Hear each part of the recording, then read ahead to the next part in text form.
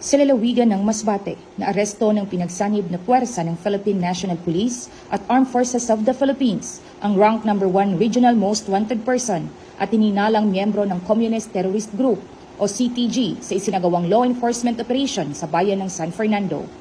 Isinagawa ang operasyon sa pangunguna ng San Fernando Municipal Police Station, katuwang ang Masbate 1st Provincial Mobile Force Company, 502nd Regional Mobile Force Battalion 5, Regional Intelligence Division 5 Tracker Team, Masbate Provincial Intelligence Unit, 96th Military Intelligence Company, 9th Military Intelligence Battalion ng Philippine Army at Charlie Company ng 96th Infantry Battalion sa ilalim ng Copland Phantoms Corps.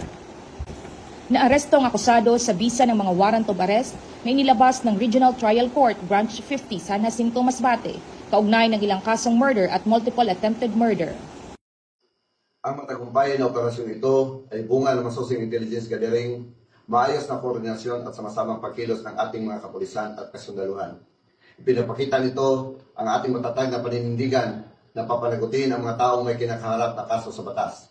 Patuloy naming hinikayat ang publiko na magipagtulungan sa PNP sa pamamagitan ng pagbibigay ng tamang impormasyon upang mapabilis ang pagdakip sa iba pang mga wanted na personalidad at mapanatili ang kapayapaan at kaayusan ng ating komunidad.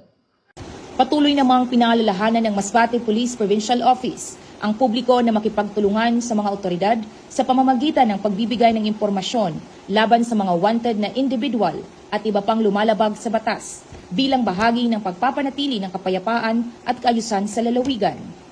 Ako po si Patrolwoman Franzel May Ida Mesa, nag-uulat para sa Police News Network at ito ang bagong PNP para sa bagong Pilipinas. Serbisyong mabilis, tapat at nararamdaman.